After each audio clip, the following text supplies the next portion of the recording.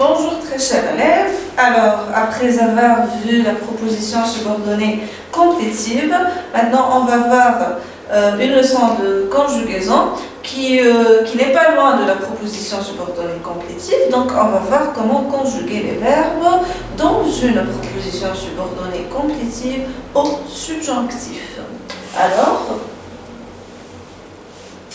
nos objectifs, c'est de conjuguer les verbes du premier et du deuxième groupe au subjonctif présent et d'employer correctement le subjonctif présent. Super. Bon, le texte, c'est le même texte sur lequel on a travaillé pendant la séance de grammaire, les buts de guerre. Les buts de guerre, c'est le point final de la guerre. Il ressort que, vu notre situation, nos buts de guerre sont politico-militaires. Il faut que nous combattions l'armée française pour lui rendre impossible la victoire par les armes. Il faut également que nous soutenions le peuple devant des efforts d'extermination du colonialisme français. D'après la plateforme de la Soumane 1956. Tu as deux phrases soulignées, donc tu vas compléter le tableau à partir des phrases soulignées. Verbe de proposition principale, donc ce sont des phrases complexes qui se composent de propositions principales et de propositions subordonnées complétives. Donc le verbe de la proposition principale, ce qu'il exprime, on a vu déjà des verbes dans la leçon de grammaire, est-ce qu'il exprime une opinion, nécessité, ordre, etc. Verbe de la proposition subordonnée complétive et son mode de conjugaison. 2 minutes pour faire ce petit travail, puis on reprend.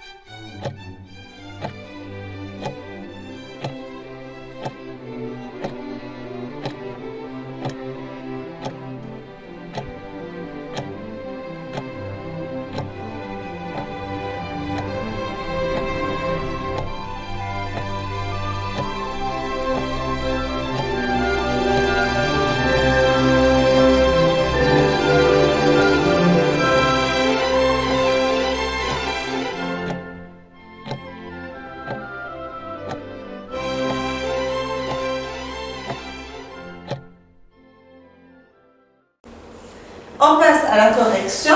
Donc pour la première phrase, il faut que nous combattions l'armée française. On a le premier verbe, c'est il faut, le verbe falloir. Ce qu'il exprime, c'est l'obligation. Le deuxième verbe de la proposition subordonnée complétive, c'est combattion. Il est conjugué au mode subjonctif, le subjonctif présent. Pour la deuxième phrase, il faut également que nous soutenions le peuple devant les efforts d'extermination. Donc le premier verbe c'est il faut, la même chose. Ce qu'il exprime c'est toujours l'obligation.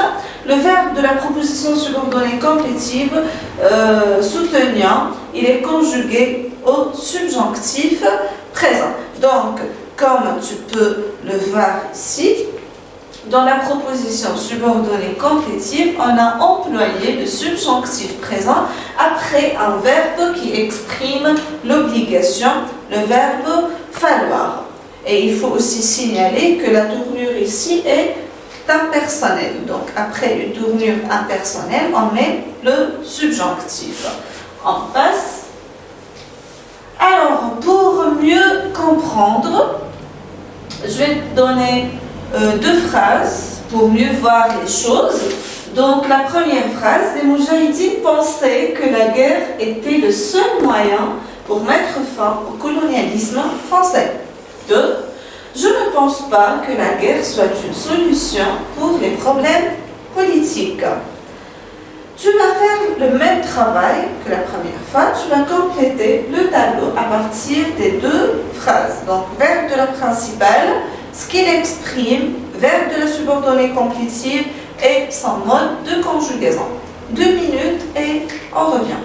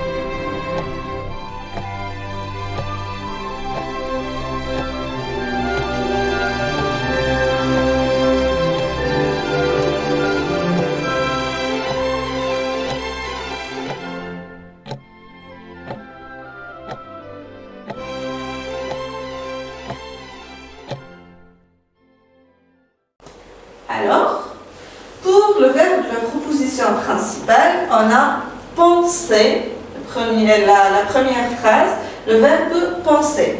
Le verbe penser est un verbe qui exprime l'opinion. Pour le verbe de la complétive, était, c'est l'auxiliaire être conjugué à l'imparfait de l'indicatif. 2. Je ne pense pas, donc le verbe penser, toujours, il exprime une opinion. Le deuxième verbe de la proposition subordonnée complétive, soit, c'est l'auxiliaire être conjugué au subjonctif. La question qui se pose ici, pourquoi dans la première phrase, j'ai employé le mode indicatif dans la PS complétive et dans la deuxième phrase, j'ai employé le subjonctif dans la PS complétive. Alors, essayez d'observer un petit peu ce tableau et trouve la réponse. La réponse se trouve dans le tableau. Donc, si tu le vois, on a ici un verbe d'opinion dans la première phrase. Dans la deuxième phrase, la même chose, un verbe d'opinion. La seule différence qui existe entre les deux, c'est que dans le premier cas, le verbe d'opinion est conjugué à la forme affirmative. Dans le deuxième cas, le verbe d'opinion est à la forme négative. Donc, normalement, tu as compris. Lorsqu'il s'agit d'une forme affirmative, je mets l'indicatif. Lorsqu'il s'agit d'une forme négative, je mets le subjonctif. On passe à une petite structuration. Donc, on commence par comment former le subjonctif, donc comment je conjugue un verbe au subjonctif. Si j'ai besoin de mettre mon verbe au subjonctif, comment je vais le conjuguer? Donc, voici d'abord les terminaisons du subjonctif.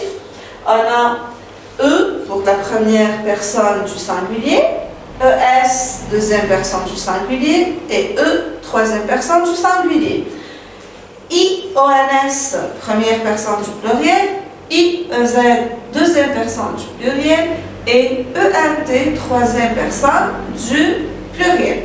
Maintenant, le problème se pose un petit peu dans le radical du verbe. Comment je fais pour trouver le radical du verbe? Je te donne une petite astuce pour trouver le radical, mais ça peut s'appliquer sur la plupart des verbes, mais il y a des verbes qui changent complètement de radical.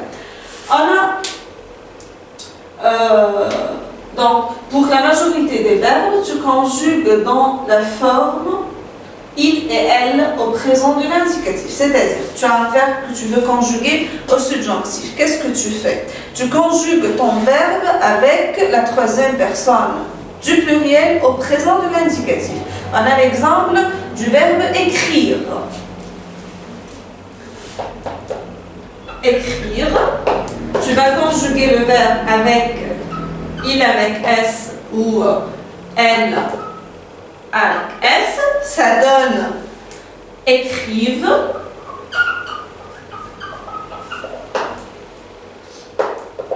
Au présent de l'indicatif. Après, qu'est-ce que je fais? J'enlève cette terminaison de ENT. J'obtiens un radical. Maintenant, je vais conjuguer au subjonctif. Je garde le même radical avec tous les pronoms. Voilà. Que je, tu, qu'il, que nous, que vous. Je garde le même radical.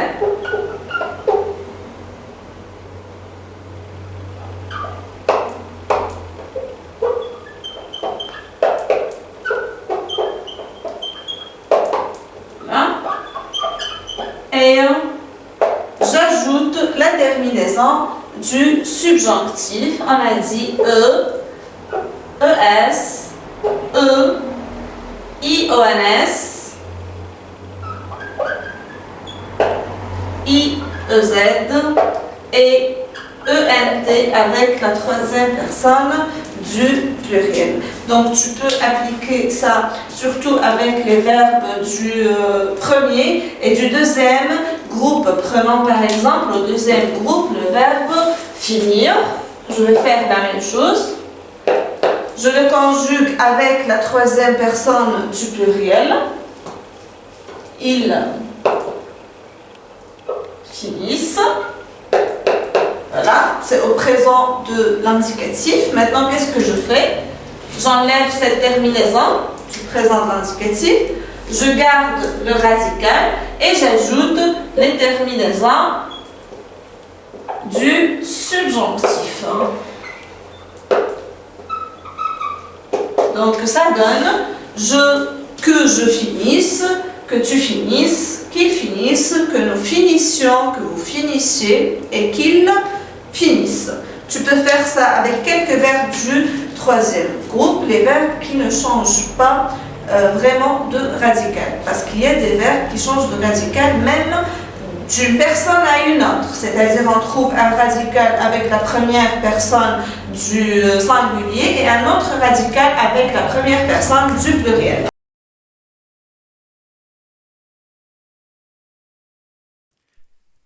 شكرا على المشاهدة.